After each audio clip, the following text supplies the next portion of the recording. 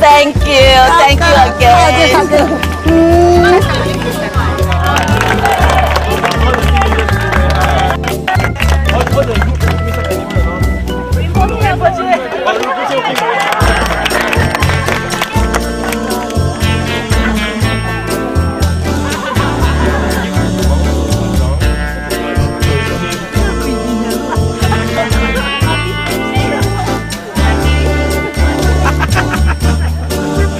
Yes, money changer.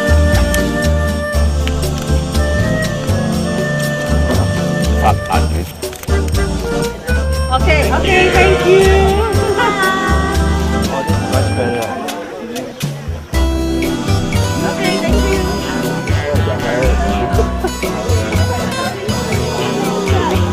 Cái gì con hữu đèn rồi mày.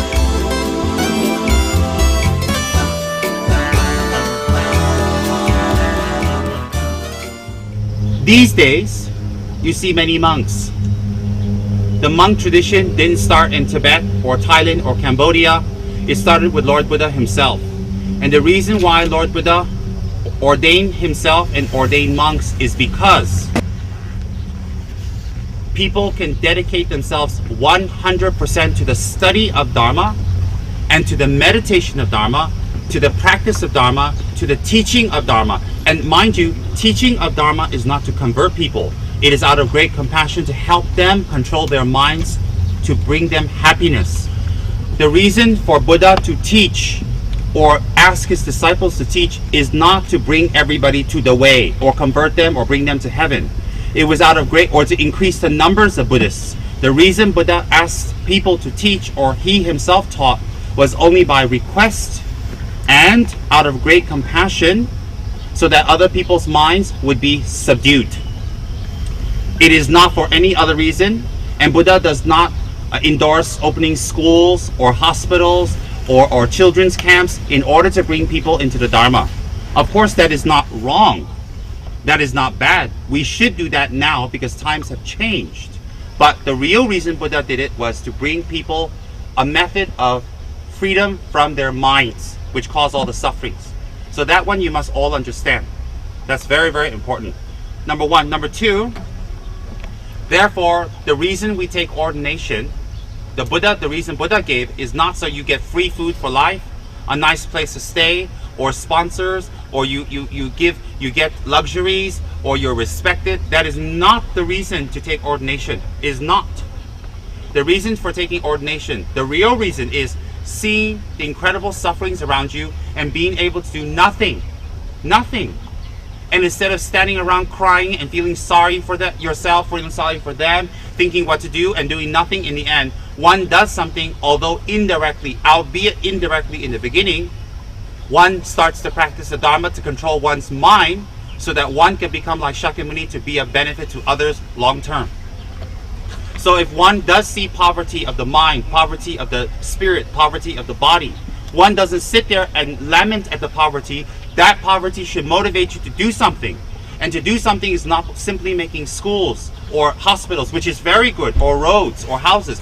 It's to go one level deeper in conjunction to charity, which is to control one's mind. Because if you come back in your next life, you'll see the same thing. Maybe you'll be in that situation. And then again and again and again. So to ultimately free them from that kind of existence, one has to teach them the Dharma, where they can change their karma, change their destiny, change their life by hitting at the root of the suffering. And the root of the suffering is caused by their negative mind and negative karma. With the deepest respect to all the people in the world who are poverty stricken, with the deepest respect, it is from their negative karma they have achieved that. All sufferings come from oneself. So when you see them suffering and you see the results of their suffering, you should have great compassion, and hence by that same logic, you should have great compassion for the people doing misdeeds to you and to others. Why? Because the misdeeds will lead to that situation, that negative situation. That negative situation was caused by the misdeeds. Hence, on that logical basis, you can have compassion for those who harm you. You can have compassion for those who hurt you or hurt others. You don't let them hurt, you don't let them take advantage, but you can have compassion and achieve enlightenment for them. So you have to have compassion for the doer and their result. So not only have compassion for the result and not the doer or the action. You have to have compassion, because all of it arises from the afflicted mind. So hence, if you are overwhelmed by poverty, if you are moved by poverty and moved by other people's suffering, if you are moved, remedy. Go into the Dharma all the way. Remedy. Take the refuge vows and hold them. Remedy. Do your Yidam practices very well to invoke the blessings. Because if you always work and don't bring the blessings in, you will dry out. Because you're an ordinary person like me, you will dry out. You will become like sometimes disenchanted. You need to collect merits to keep on doing work. If you are overwhelmed by poverty, and you're overwhelmed by spiritual and physical poverty, then you should work very hard to create Dharma institutions and places that benefit others, charity places, whatever you choose. That is an expression of your compassion for others, not simply sit there and cry and feel lamented and then go to our 5-star eat at a buffet. We should think. I'll give you an example of someone who did something for poverty. His Holiness the Dalai Lama. He spent his whole life as a pure monk, teaching to help people transform their minds and inspire them. He has dedicated his life to the poor, to the spiritually poverty, mental poor, which is more. And those are the ones that create the sufferings in the world. The spiritually impoverished are the ones who create suffering in the world. The bad people, the bad leaders, the bad ministers and wealthy people, they're the ones that create it because they're rich, but spiritually they're impoverished. No offense. And people like Her Holiness Mother Teresa, who take care of their impoverished bodies and live with them and abide with them. I have visited Mother Teresa centers in the past in India, and I have given donations. Always I give them donations. I wanted to go and work for them in my robes, but my guru told me to go and teach. He told me to study and teach. So I followed the instructions. I wanted to go to Calcutta and work there as a Buddhist monk and stay there for a few years because I like that. I am moved by poverty. I am overwhelmed by poverty, and I see it and I want to do something, no matter how little. But, so if you are overwhelmed by poverty and people's suffering, then you should reflect it by being a great spiritual human being. You shouldn't hurt others. You shouldn't have power games. You should be very kind. You should be forgiving. And you should hold your vows, do your practices, and work very hard for the Dharma to grow. That's how you express your compassion. Otherwise, a few tears here and there and feeling bad doesn't get us anywhere, because if we feel bad now, we've been feeling like this our whole life, but we haven't done nothing. The only charity we've given is to me, myself, and I. So everybody's opened up me, myself, and I, said near Bahad. And you've been donating to yourself for years. It's time to look out. In short, Buddha started the monk and nun system so that people can go 100% into the Dharma. And the vows of restriction is not to put you in prison. The vows of restriction is to cut off your mental projections, mental attachments, so that your mind can go into itself. It's not some inhuman type of torture to hold vows. It is not. So therefore, when you hold the vows, it is simply to cut and relax you so you stop doing it. Let me give you an example. People who go to fat farms, they're taken away from food. Not to torture them and hurt them, although they seem like it. It seems like it, but it is to take them away from what they're attached to for a while so their minds can relax and eat natural foods and start taking care of their bodies. People who are addicted to drugs are put into special units or hospitals or rehab centers, not to torture them, but to take them away from their attachments out of love and care. People who are very sick and they're not taking the care of their health, they're hospitalized, so they're given special medications, special diets, and special care because they can't control themselves at that time, so they have something to help them. Similarly, we ourselves, without vows, is very difficult for us to control ourselves. So when we take refuge in the Buddha, the Dharma, and the Sangha, VIA, our Guru, and we're given the pure refuge vows from our Guru, from unbroken lineage. Then when we hold those vows, they have tremendous blessings because they arose from Buddha's mouth. So therefore, when you become a monk or a nun, you are expected to go 100% into the study, contemplation, and practice of Dharma. And over time, your body, mind, and speech will change. And if you become an administrative monk, you do administration for the monastery to help the monastery. I did that. I wrote 200 to 300 letters a month for years for Ganden because I was one of the few English-speaking monks. And I did that for sponsorship for the monastery, 200 to 300 by hand, no computers or typewriters at that time. And each letter, some would be 5 to 6 to 7 pages. Hundreds of letters. I would write for the High Lamas. I would write for the monastery. I would write for the education department. That was what I did at that time. And so my thinking is, some monks become administrative. Some teach. Some do field work. Some cook. Some serve. All have a purpose. So what happens is we show respect to the monks because they are doing work for us. Real monks. They are studying the Dharma for us. They are teaching the Dharma for us.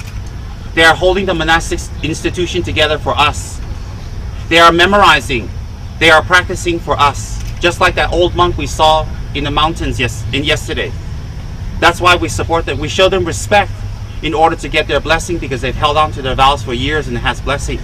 That's why we show respect. Otherwise, there's no difference between a monk's mind and your mind. The only difference is the monk's mind is infused with Dharma and has been tempered down by the teachings of compassion. Whereas our mind is still thinking about our own purposes. So my point is we support the monks, we sponsor the monks, we sponsor the monasteries, and we give whatever we can to the monasteries because they do something that we can't do at this point. So it is considered virtuous to support monks. It is considered virtuous to erect temples. It is considered virtuous to print books, very virtuous to print books and make books. It is considered virtuous to offer robes. It is considered virtuous to offer food. Why? Because you are creating and supporting an institution for the growth of Dharma. That is why it's very important.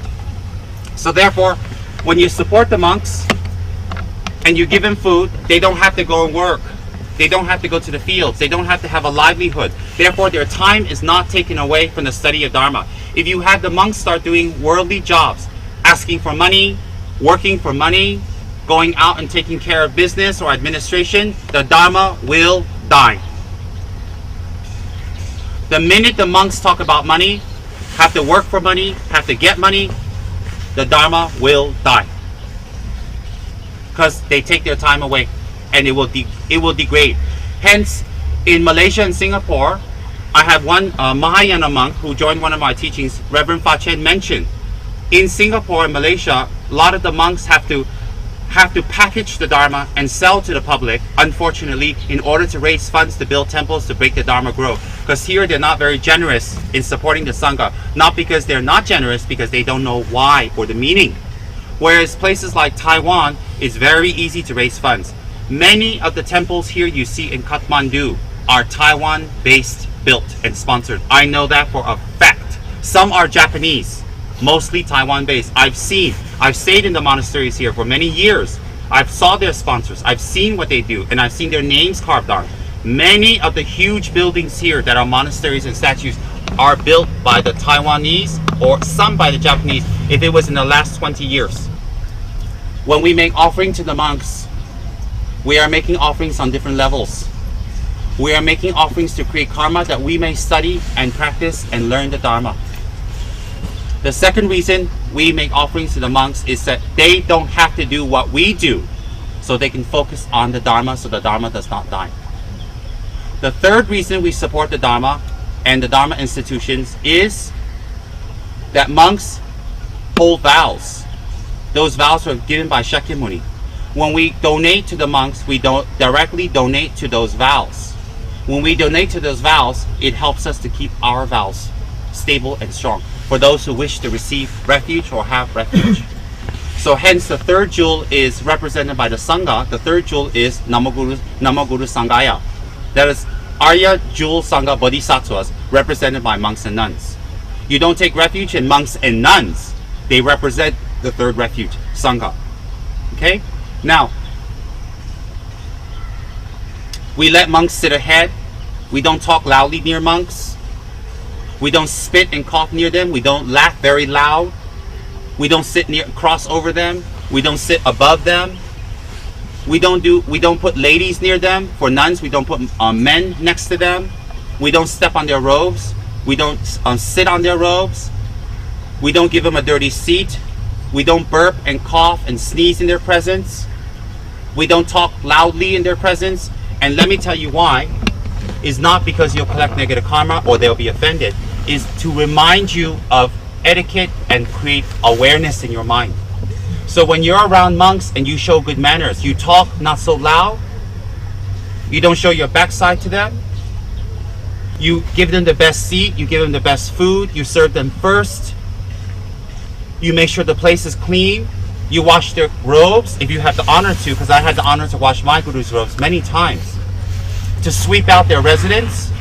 If you have the honor to do that, to serve, it is not that they are gods and you are a servant. It is to create awareness and humility in your mind so you're ready to receive the Dharma. But you should be not unnatural near the monks and feel like if you do anything wrong, you're going to hell. No, if you do anything wrong to a monk, you don't go to hell, because intention is the secret, not action. So if you're rude around the monk and not know it and you've been doing it for years, it's all right. You didn't know. You didn't know. So we show respect to the monks not because they're gods. We don't lie to a monk. One of the worst things you can do is make a promise to a monk or make a commitment or a samaya to a monk and break it. So if you say, I'm going to write this book, I'm going to clean this, I'm going to take care of this website, I'm going to raise this fund, I'm going to do this dinner, I'm going to make the offerings, I'm going to set up, I'm going to prepare, Xerox this. If you tell a monk you're going to do that and you break it, it's considered very heavy karma. Why? That karma will come back to you that whatever you try to start, you cannot finish. Why? Because usually what a monk promises you, that monk or nun will do. And so monks and nuns don't have to push each other and tell each other and remind each other.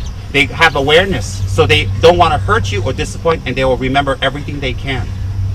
So when a monk practices that kind of awareness, you being around them should practice that type of awareness. When you practice that type of awareness around a monk or a nun, it's not that you go to hell if you don't and you go to heaven if you do. It is a chance for you to practice awareness. So if you say to the monk, I'm going to make offerings every day, or the monk tells you to make offerings every day, you make offerings every day and you don't ever try to get out of it. Why? To create awareness and to humble yourself so that you can receive Dharma, either from the monk or from a master in the future. Do you know why Buddha made the monks go begging? To put their pride down. How many of you, when you want to go ask something for someone, you don't want to because you don't want to look bad or you don't want to look successful? How many of us have such egos about not having money or wealth or success and how bad it will make us look? How much do we put up a front so that we don't look bad? And in fact, we look very bad because people can look at you, know you don't have money, no matter how you put up that front. And so the front becomes so tiresome because you're putting up this front that everybody can see through. How many of us cannot beg or say that we failed or we don't have this or that because we put up? How many of us pretend we're rich or pretend we're successful? How many of us? And we're not. It's fine. How many of us, and how much suffering does it create? And how do we affect our children? And how do we pass that lineage to our children to do the same thing in the future and make them suffer? And then we say, oh, I love you. No, you don't love them. You use them for yourself. So therefore, Buddha made people aristocracy who became monks, Brahmins who became monks, businessmen who became monks, who are not used to begging, get in robes, cut their hair, and beg. Some 1 month monks go and beg and go to the village. Why? To put their egos down. Because if the ego doesn't go down, if the pride doesn't go down, Dharma will never go in. There will be no transformation. So Buddha made monks go and beg for their food, beg for their clothes, and beg and beg and beg. When Buddha had the begging bowl in his hand, it represents begging. That's not Tibetan iconography. That's universal Buddhist iconography. Buddha has a begging bowl. The begging bowl represents destruction of one's pride. So if you take refuge in the Buddha, if you have a lot of pride and you like to hide, you better remember Buddha's bowl. It will help you. In Tibet, in Nepal, in Mongolia, northern India, in the Russian states, Buddhist states, it's very difficult for people to go. In China, in the winter, very difficult for the monks to go out and beg. Hence, a system came that the sponsors came to the monastery and made offerings there. So what? The sponsors bring their relatives, their family, start cooking and putting on music and dancing? No. They will come and give donations, either in kind, such as vegetables or foods to the monastery, or in money, where they go purchase it themselves. And then the monks have monk cooks that will take shifts. They will switch, take shifts. Some of the great masters in the monastery now teaching were cooks in the past. Monks have no pride.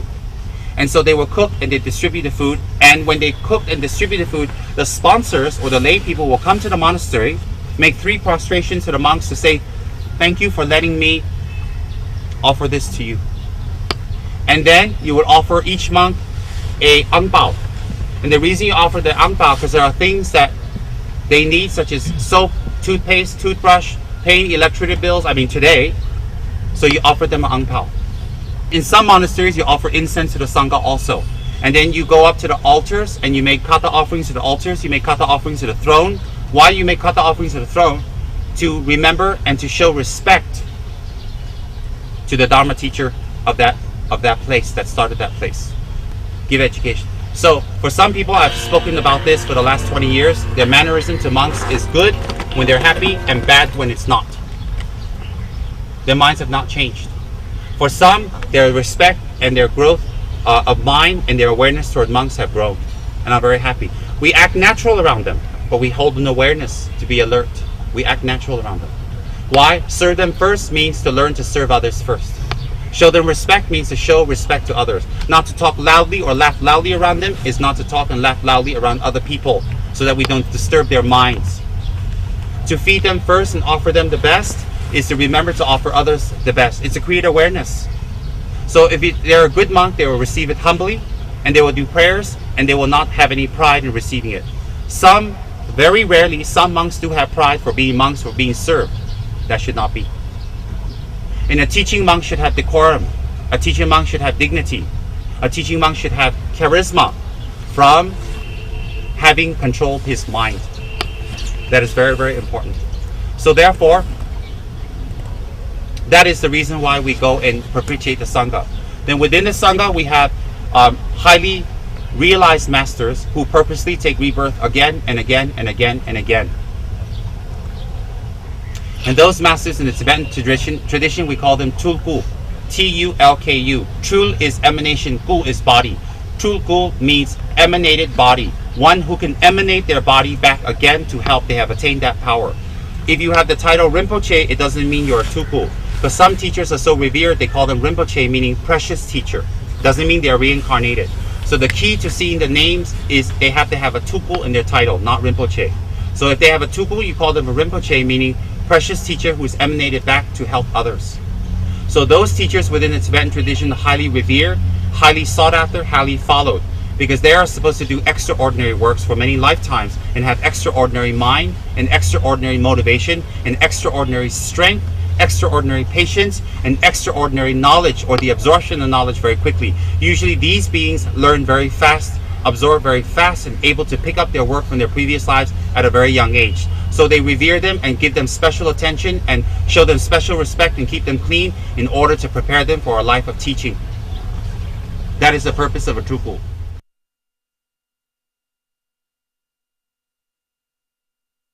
Tolerance is the ability to be able to absorb the situation around you, to absorb the negativities around you, and to also absorb the positive around you. Why? Because positive and negative are exactly coming from the same mind and the same perception and the same situation. So when we're able to tolerate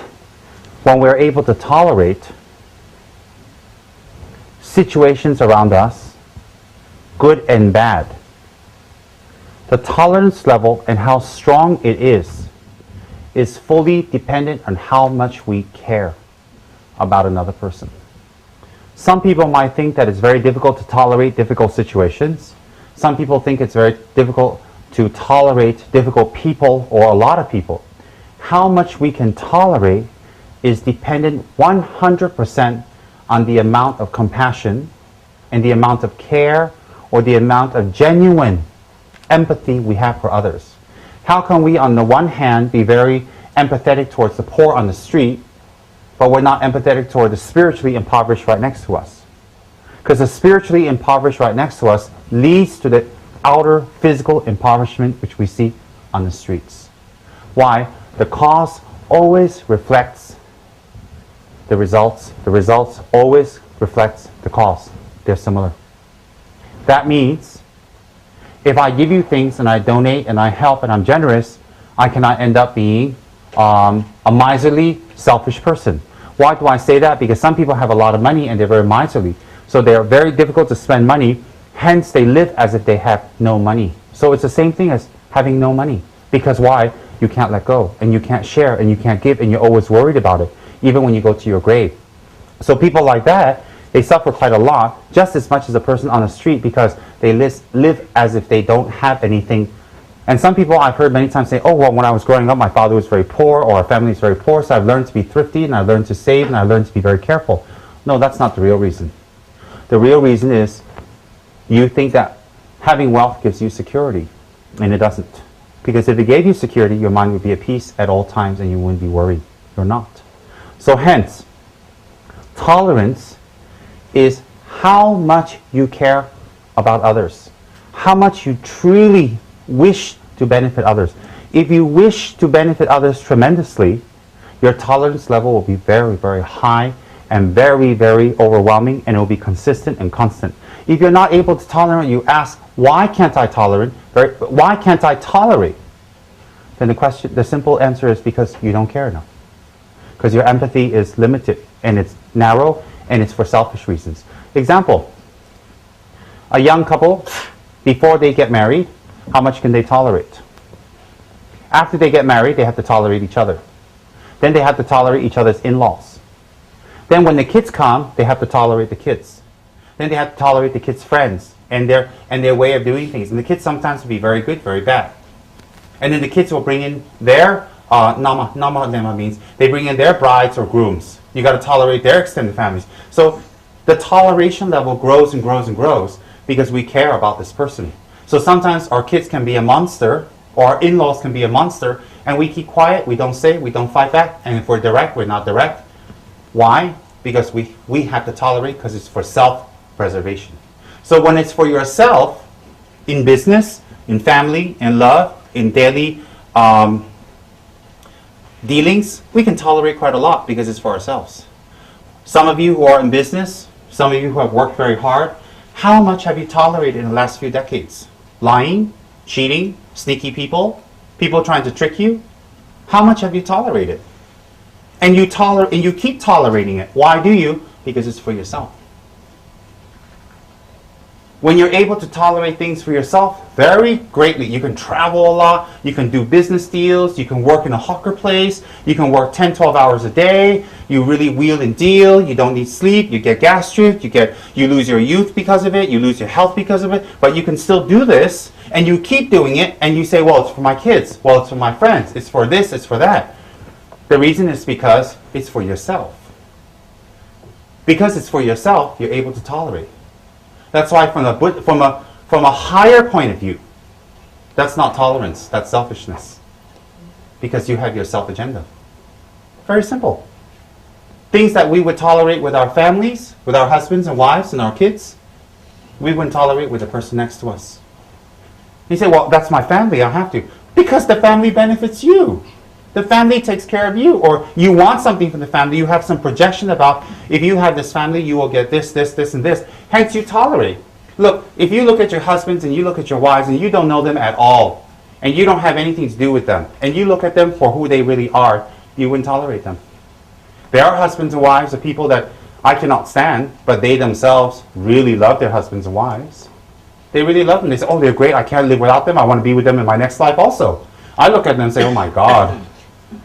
I just look at it and said, never, never. What's my point? My point is, because you are selfishly attached to them. You're using them for yourself. You are using them for yourself. Because you are using them for yourself, you call it, well, I tolerate. You're not tolerating. You're just increasing. You're just increasing your selfishness. There are two types of enemies, outer and inner. The outer enemy, example, last time President Reagan and President Bush were loggerheads for the 80s or 90s, one of those presidential campaigns where Reagan won, I forgot. Anyway, they were loggerheads, they were presidential debates, and they really tore each other apart. You know, the American candidates, they have these debates, presidential debates, and whoever scores very high, they look very good, and people vote for them. So they were at loggerheads with each other, and they hated each other, and they spoke against each other in front of the whole nation on national TV, and this went on and on and on through the whole campaign. This just went non-stop through the whole campaign. And so what happened was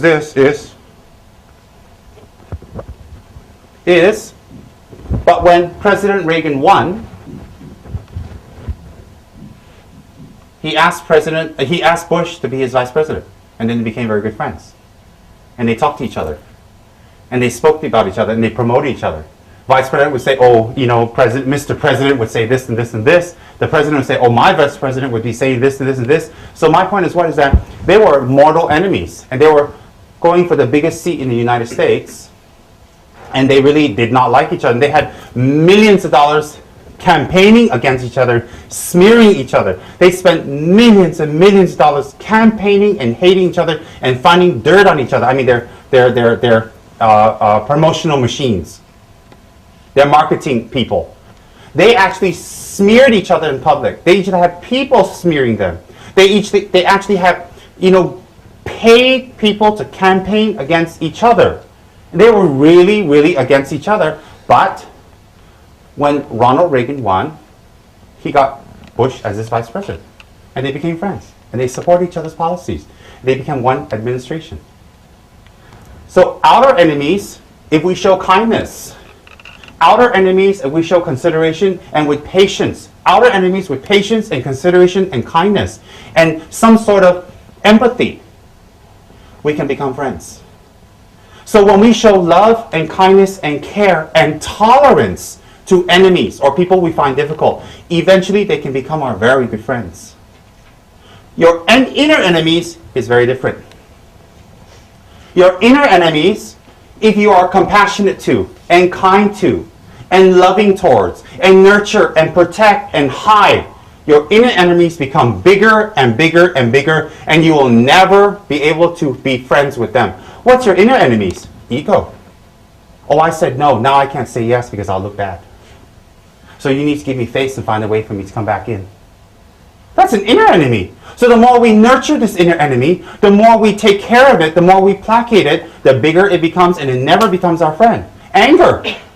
Anger is our inner enemy. No matter how good we treat the anger, no matter how many people we yell at and tell off and slap and hit and get back and be vindictive with, that inner enemy will be bigger enemies with us. They will never become our friends. They will take away and rob us of our peace of mind and happiness and success. Why? Nobody likes to hang around a vindictive, angry, ugly person. So your inner enemy, no matter how much you take care and nurture, never, ever, never, ever improve. Laziness is a huge inner enemy.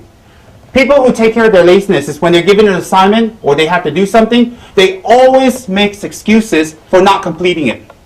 They always are very fast to justify why I didn't do it, why I didn't finish this, how come I couldn't finish this. And you know what?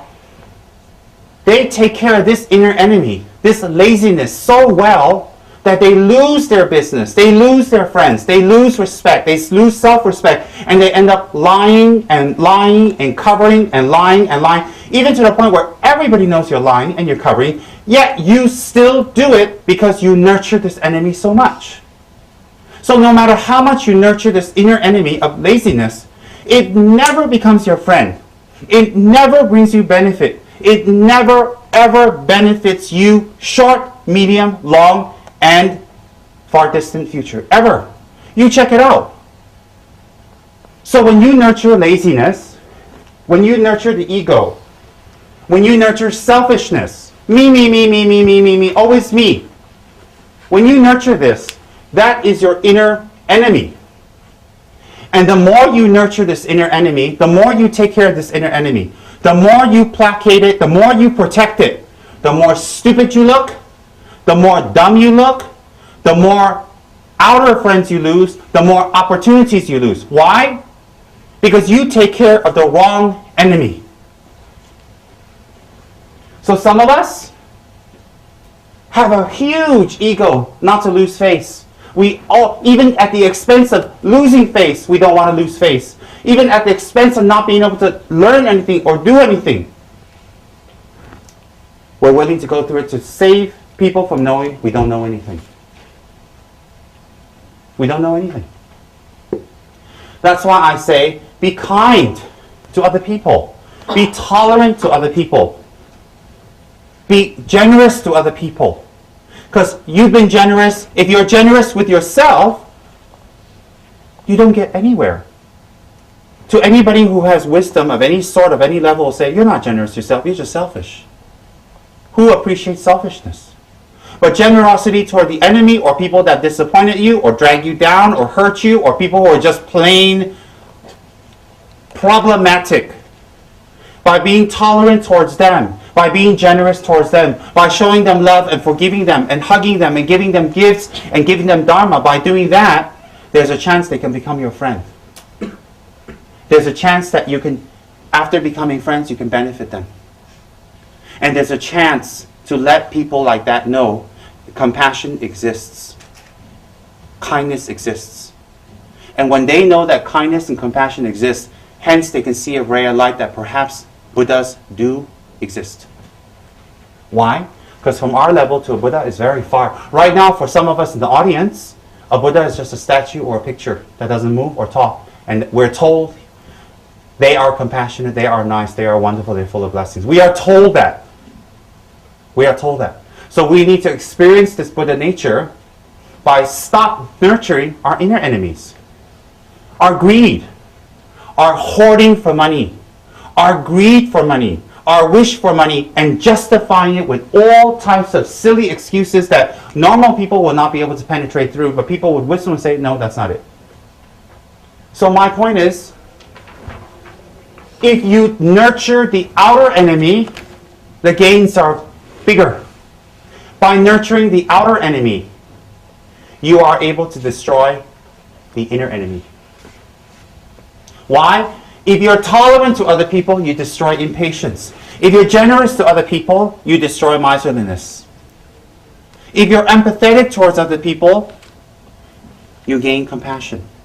And with compassion and generosity and patience, you become a person of high value and high respect, and one who can lead and one who can morally and push and encourage others to come out of their doldrums, to come out of their black holes, to come out of their negative habituations.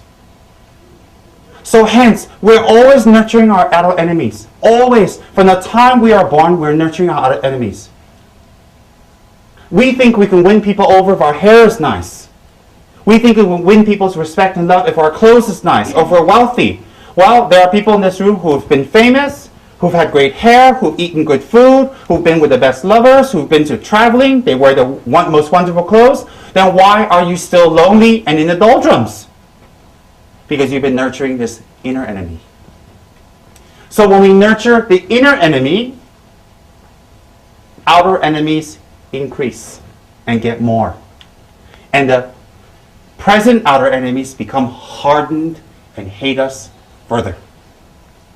So when we are friends with our inner enemy, outer enemies become more and they remain as enemies. When we nurture our outer enemies, then our inner enemies disappear. And the outer enemies of becoming friends are higher, and new people will not become enemies. That creates world peace. That creates inner peace. That creates spiritual peace. That is spirituality. Inner peace is devoid of inner enemies. So we have to think carefully. What have we be protecting? I have seen with my own eyes and witnessed with my own ears and my own senses of people who have very bad habits, and people have told them thousands of times what their habits are, and their reaction is not to change it or transform it or to do something about it. Their reaction is to defend, get angry, ignore you, avoid you, not look you in the eye, not see you. That's their way. And when they avoid you, not see you, they push you away, you know what happens? They are nurturing the inner enemy again. Very simple. Very, very simple. So when we are greedy, when we are miserly, and then we justify, oh, because I have to take care of this, I have to take care of this, I have this commitment, I have that commitment, and we're very sneaky about our money, we're very sneaky about our finances, and we're always trying to get people to pay for us, or we wait for someone to prompt us, or we try to use people. For that moment, we use them. We got a free meal, we got a free jacket, we got a free ride, we got a free book. We use them, we got that for the moment. And we have nurtured that greediness. But eventually people catch on and say, no. And you lose a friend. And what's more is, you lose respect. And then people talk about you. People always complain, why do people talk about me? Why do people hate me? Why do people gossip about me? Because you're very selfish. Very simple. So outer enemies should be nurtured. Outer people who disturb us, we should practice patience with. Until there is no practice and it's spontaneous. And when we slip, step back up again. When you slip, step back up again. Slip is fine. Don't stay down. Step back up again. So how do we learn tolerance? By realizing who's our real enemy. How do we learn empathy, empathetic tolerance? Is by realizing what really makes ourselves and others unhappy and happy. So how come we're very tolerant to our kids? How come we're very tolerant? How come when other people complain of our kids, they're spoiled, they destroy things, they just waste money, they just drink, they have fun, and we still give them more money? But when we see that about other people, we say, no, let me teach you a lesson. I'm not going to give you money. I'm going to teach you how to make money. Because if I give you money, you're wasted. You're two-faced. Why are you two-faced? Because it's your kids. And so if they do bad, you look bad. So you make sure they don't do bad by pumping more money in them. You protect their ego. Simple. You're not taking care of them. You're taking care of yourself, ultimately. But some people know that, some people don't. Some people know, some people don't. So hence you think about it. It's very simple. You don't need to study 20 years in a monastery or 10 years or 30 years to understand that. If you understand that, do it. If you don't do it, it's not that you don't understand. You want to pretend you don't understand. Because what I spoke about for the last half hour is very easy to understand. Very simple to understand. If you don't understand, it's just you don't want to understand. The second alternative could be that you're not used to listening to words that will truly help. You're used to listening to pettiness, narrow-mindedness, selfishness. Simple as that. Because what I say, I'm not giving you big words. I'm not giving you philosophical terms. I'm not debating with you. I'm not giving you weird Nepali names and places to remember. I'm giving you clear, straightforward logic. If you don't understand that, well, I've got to be patient and very tolerant and pray for you and look for other opportunities to penetrate your mind. And that's my job. I've got to be very patient and find opportunities to penetrate your mind through different means and different ways, even if it takes years or decades. I've got to do that. Why do I got to do that? Because if I don't, maybe you will not have another chance and nobody else will. I don't have a savior complex. If you have somebody else that can open your mind, I'm very happy. I'm very, very happy. No problem. Why am I very happy? Because you'll come back to say, thank you very much. You started it. I said, yes, you're welcome. Ang pa? Very simple. So I don't mind that at all. So if you give up on someone, you should give up on everybody else that you have been tolerant with. Your kids, your family, your in-laws, all that. You have to give up. You have to be even Steven. Don't be so high and mighty on your moral and ethics and principles and say, well, I'm like that, like that, like that. If you're like that, you should be like that with everyone, everywhere, all, irrespective of their connection with you. Because if they're connected to you and you're tolerant, you have an agenda. Simple. So don't say you're straightforward, you talk this way, you act this way, you're this way. You should be like that with everybody, everyone. Why is it you can share other people's secrets, but you don't share your family's secrets? Why is it you can talk about other people's negative qualities, but you don't talk about your own negative qualities? Simple. That's how we can check our mind. So tolerance arises from empathetic care towards others. Empathetic care towards others arises from the state of mind that has become less selfish.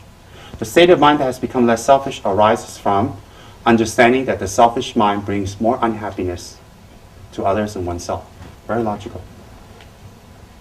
Then on top of that, if we have a beautiful altar at home, and we have our sadhana, we have our lama to teach us, we have our teachers, and we meditate, and we do our prayers, we make our offerings to collect merit, then when we listen to these teachings, it'll sink in. When it sinks in, we'll transform. When we transform, everything else around us will transform. Everybody else will not transform, but our perception of them will. So everything transforms. Tolerance arises from care. Care arises from understanding samsaric or existence and the nature of existence. And that arises from knowing that all problems arise from our selfish mind. It's all connected. So be tolerant when you're in Dharma. Just like a police has to be extra better than everybody else. You say, well, you just said Dharma people don't have to be. Yes, there are Dharma people who are not Dharma people, who think they're Dharma people. Yes. There are people who go to the hospital, think they're healed, they go out, they don't, they get misdiagnosed. Or they don't take their medication, they don't follow the treatment. There's all types of people out there, but that doesn't mean we have to give up. No. No doctor says, oh, you didn't follow my instructions, die. No doctor. So no Lama can say, you didn't follow my instructions, out. He may say that temporarily, but ultimately, no. He will never tell you out. Ultimately. Temporarily, he might say, get lost, go get another job, go over here, do this, disappear. Temporarily. It's just not a skillful method to wake you up. So be tolerant with each other. Be tolerant with the situation. Be tolerant because you wish to engage in spiritual practice. Be tolerant because making friends with outer enemies is worth your while. Making friends with your inner enemies is not worth your while. When you nurture outer enemies, you will win and become friends. When you nurture your inner enemies, you will become bigger enemies and they'll create more harm to you. Tolerate is a very strong word. Accept everyone and work for them continuously, diligently, again and again, even in future lives. That is a vow of a bodhisattva. That's a vow of a person wishing to become a bodhisattva. That is in the bodhisattva vows. Continuously work for others, non-stop, and return back again and again and again. In every single life to specifically benefit others. Specifically. And after a while, your tolerance level becomes very easy and very high. And other people say, oh, you can tolerate so much. You go, oh yeah. You didn't even realize it becomes natural. That's the state we want, to become natural. That's what we want. People like Roland, the first day when I was giving teachings, Lee, Mr. Lee, he'd be like in the corner.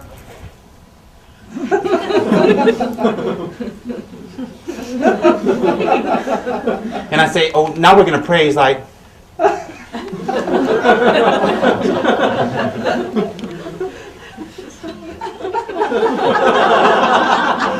he made me nervous. I was at the Vajrayani chapel trying to block him out. I was like, nah. And then, you know, when you got this one person in the audience who's not being receptive, you forget about everybody else, which is ridiculous. Everybody else is receptive except this one person, and you're looking at them saying, believe me. So I said to myself, never mind. He's a smart, intelligent man. He's educated. He's mature. He's older. Let him check me out. Because at the end of the day, he's going to love me. That's right. And so on the second day, he was like that, but he was like. Then on the third day, he was like. On the fourth day, he was like. On the fifth day, when I came in with our Vajrayani, Mr. Rolini was like.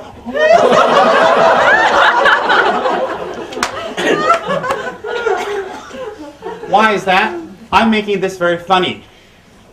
I'm making this very funny, but let me tell you the truth. I like his style. Don't kiss backside. Check the person out. Listen to what they're saying. Check them out and see what they're saying. You know, just because people do it.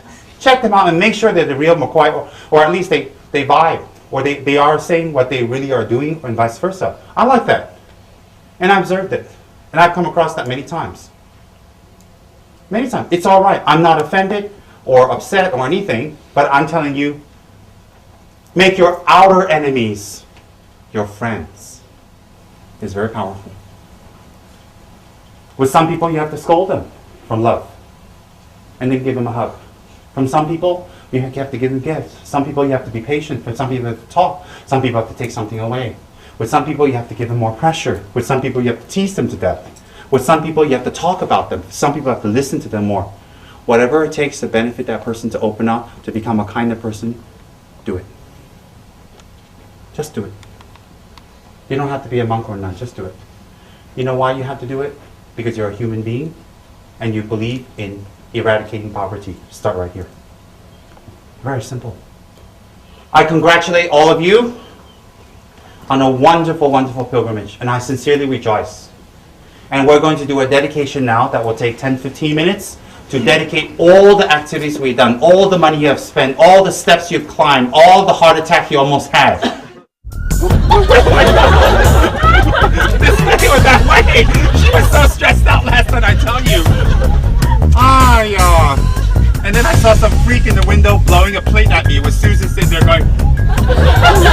I was thinking, wow, it's a miracle there's women here.